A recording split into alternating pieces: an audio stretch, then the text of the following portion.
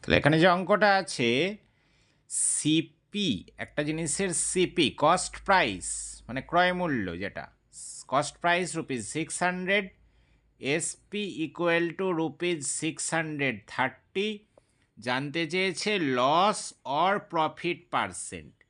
তাহলে এখানে দেখতে পাচ্ছি সিপির থেকে এসপি বেশি আছে, সিপির থেকে CP is less than SP, মানে সিপির থেকে এসপি বেশি আছে, তাহলে ইট ইজ এখানে প্রফিট। তাহলে প্রফিট ইকুয়াল টু কত টাকা, profit equal to ₹630 minus ₹600 equal to ₹30 equal to, তাহলে এটা হিসাব হবে সবসময় প্রফিট পার্সেন্টেজ বার করতে চাইলে, প্রফিট পার্সেন্টেজ ইকুয়াল টু, তাহলে সবসময় হিসাব হবে সিপির ওপরে।